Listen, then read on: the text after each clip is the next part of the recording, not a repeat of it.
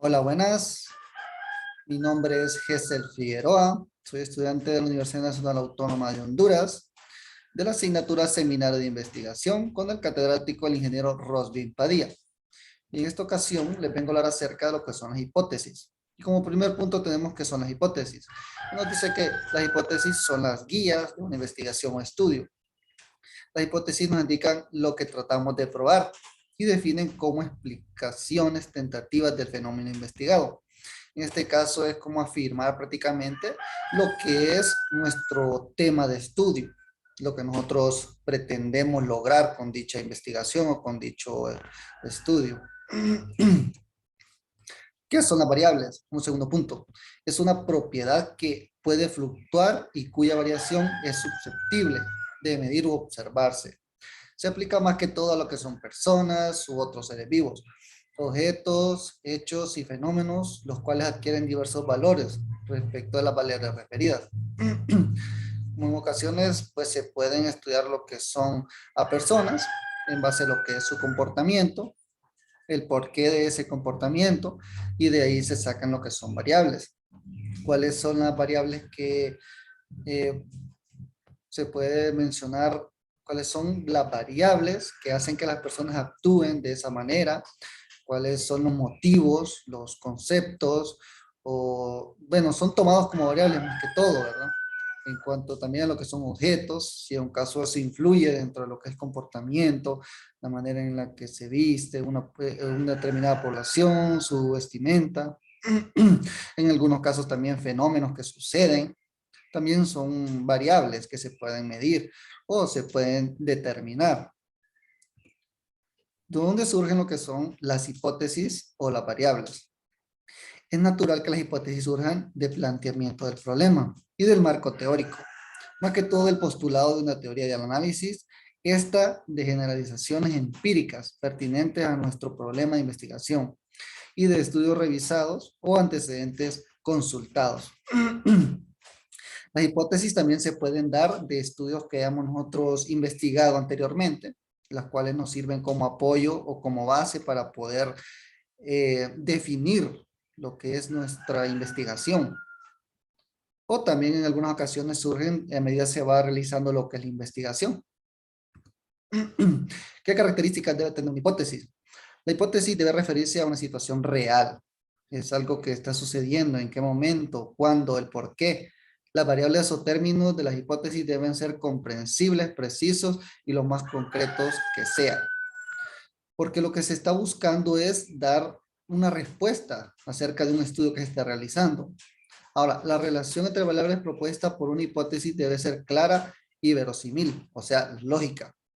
Debe haber claridad en cuanto a cuando se compara una variable con otra y debe llevar su sentido lógico, el por qué se está queriendo comparar. Ahora, los términos o variables de la hipótesis deben ser observables y también deben ser medibles. En este caso, cuando se usa lo que es el término empírico, en el cual se necesita observar para poder medir. Las hipótesis deben estar relacionadas con técnicas disponibles para poder probarlas o para que éstas puedan ser medidas. Explique los 4 tipos de hipótesis. Hay diversas formas de clasificar las hipótesis, aunque en este apartado no nos encontremos los siguientes tipos, ¿va? Más que todo, habla acerca de lo que son las hipótesis de investigación. Son proposiciones tentativas sobre las posibles relaciones entre dos o más variables. La hipótesis nula dice que son proposiciones que niegan o refundan la relación entre variables. Las hipótesis alternativas son posibilidades diferentes o alternas de la hipótesis de investigación y nula. Dentro de estos tipos de hipótesis también tenemos hipótesis estadísticas. Las hipótesis estadísticas más que todo hablan acerca cuando ya se realiza lo que es un tipo de sondeo o cuando ya tenemos datos estadísticos los cuales podemos medirlos. Entonces, se pueden llevar 3 tipos de hipótesis, ¿verdad? La primera, las nulas, las alternativas y también las estadísticas.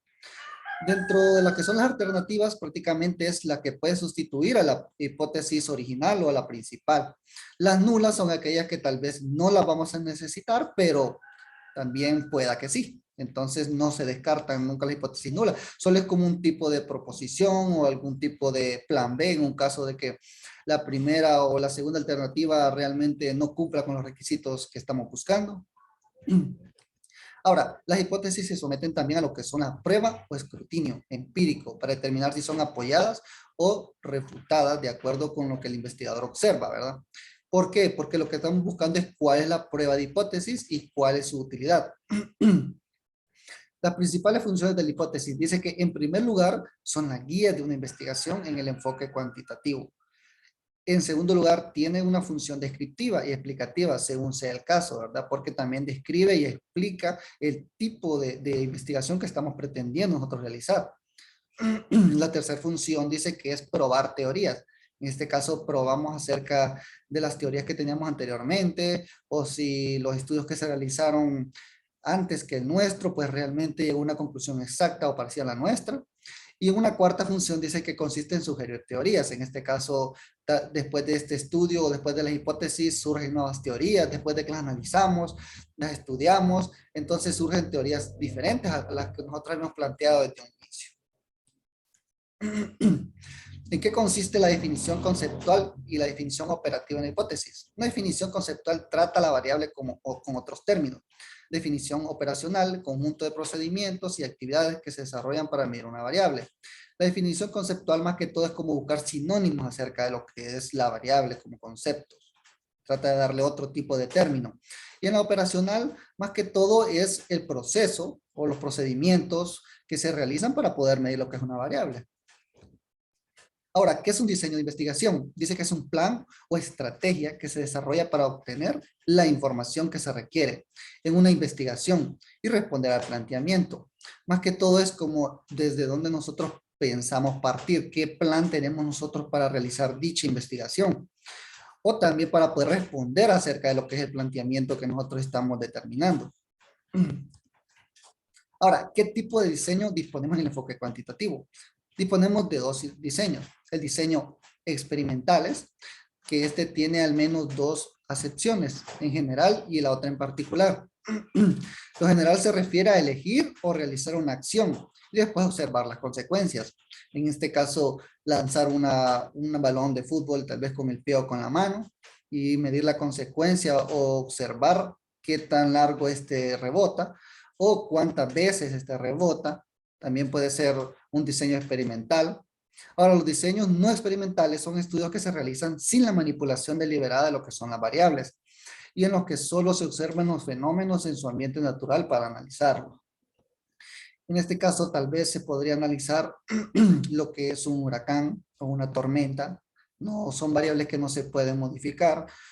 O también los cambios en la naturaleza. No se está manipulando absolutamente nada, solamente se va analizando con el pasar de los tiempos el por qué los cambios, por qué los árboles botan sus hojas, por qué hay días que ellos tienen más frutos que otros, por qué el cambio temporal les afecta. Entonces, en esas ocasiones no necesariamente tendría que ser experimentales, ¿va? Porque solamente se está observando lo que es el fenómeno o ambiente natural.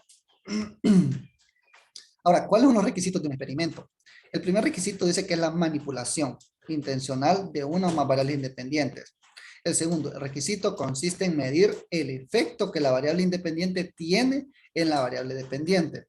Y el tercer requisito es la validez interna del grado de confianza que se tiene que los resultados del experimento se interpreten adecuadamente y sean válidos. Se logra cuando hay un control. Entonces, lo que se busca es manipular, ¿verdad? Lo que son las variables y luego medir qué efectos, cuáles son las causas de manipular esa variable. Y el tercer requisito, si realmente esa manipulación de ambas variables, pues nos da resultados o nos da los resultados que nosotros estamos buscando. ¿Cómo se logra el control y la validez interna? El control en un experimento logra la validez interna y se alcanza mediante varios grupos de comparación. Bueno, un mínimo sería 2.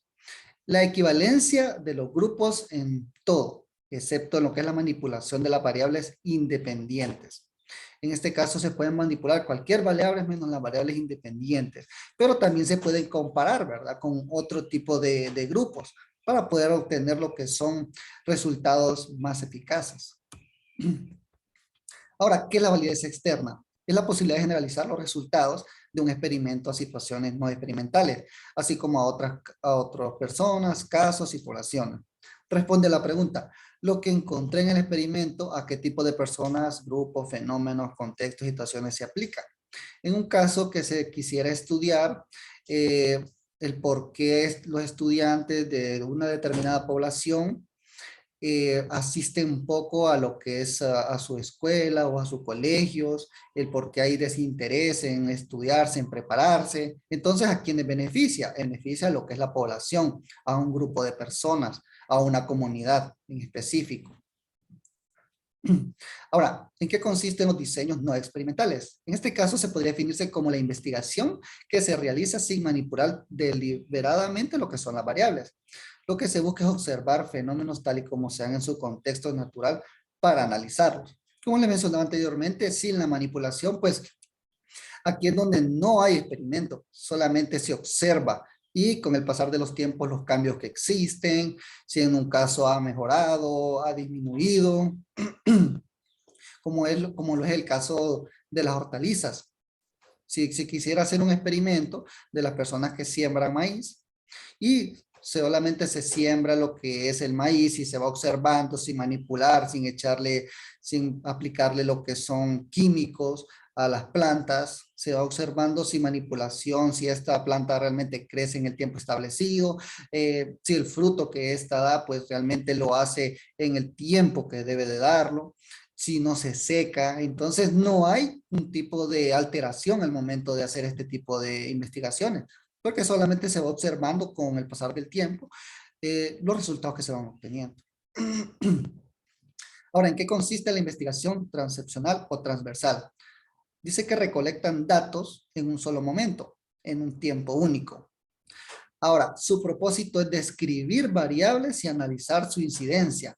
Interrelación en un momento dado es como tomar una fotografía de algo que sucede. Es como, por ejemplo, cuando se dan las situaciones de los huracanes. Llega un momento en que tal vez solamente se toma una fotografía de la oposición o bien el lugar donde se establece el huracán o el ojo del huracán y de ahí se parte a lo que es una investigación. Solamente es un momento dado. No es como que se esté llevando un control, sino que solamente una sola fotografía en ese preciso momento. Ahora, ¿en qué consiste la investigación longitudinal o evolutiva?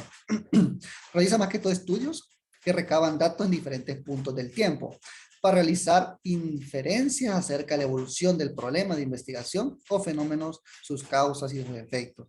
Por ejemplo, un investigador que buscará analizar cómo evolucionan los niveles de empleo durante 5 años en una ciudad.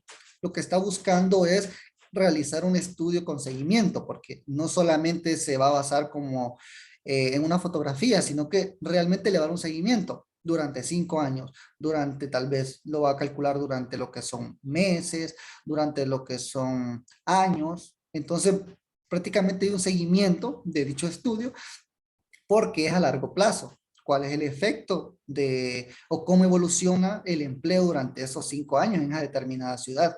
Entonces se lleva un cálculo durante un periodo determinado. Entonces esa es la investigación evolutiva. Ahora, ¿cómo se delimita una población? La población debe limitarse claramente en torno a lo que son sus características de contenido, tanto de lugar y de tiempo. Una vez que se ha definido cuál será la unidad de muestreo o análisis, se procede a lo que es la delimitación para la población que se va a ser estudiada y sobre el cual se pretende generalizar los resultados.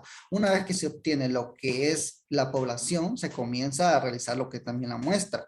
Dentro de esa muestra se delimita o se escoge o se elige una determinada población con la cual vamos a trabajar en nuestra investigación. Ahora, ¿cómo se selecciona la muestra? Para seleccionar la muestra debemos empezar por definir la unidad de análisis, que no es otra cosa sino que dónde y con quién se realizará la recolección de los datos. Por ejemplo, organizaciones, comunidades, instituciones, colegios, etcétera. Seguidamente podremos segmentar la población a través de la muestra. Entonces, si la idea de nosotros es realizar un estudio en el casco urbano de Ciguatepeque a las instituciones o colegios, entonces vamos a segmentar colegios de qué barrios, de qué colonias, de qué aldeas, y luego vamos a elegir solamente un solo colegio, uno, dos, para para poder realizar lo que es la investigación, y entonces se va seleccionando la muestra o se selecciona la muestra de cada uno o de una cierta cantidad de estudiantes de cada colegio. Ahora, ¿cómo se selecciona una muestra probabilística? Calcular un tamaño de muestra que sea representativo de la población.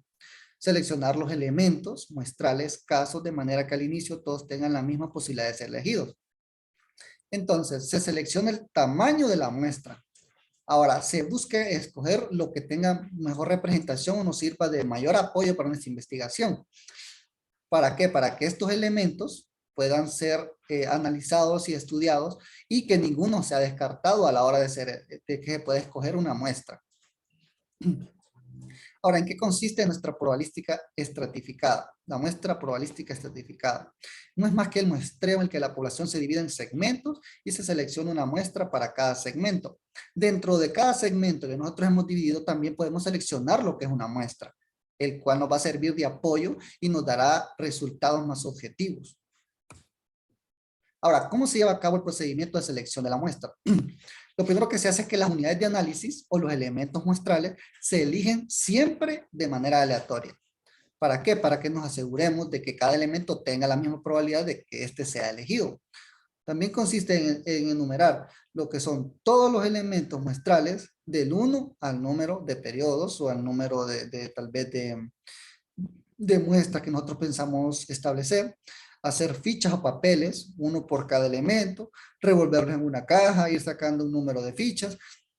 Prácticamente el procedimiento de selección de la muestra lo vamos a hacer de manera aleatoria, no es que no vamos a determinar o a centrarnos en un solo tipo de segmento, sino que lo vamos a hacer de manera aleatoria, que tal vez el que sienta que la investigación le va a servir un poco más o sienta que la investigación obtendrá resultados rápidos, entonces no hay como que algo establecido ya para elegir lo que es la muestra. Y pues esto es todo por mi parte. Muchas gracias.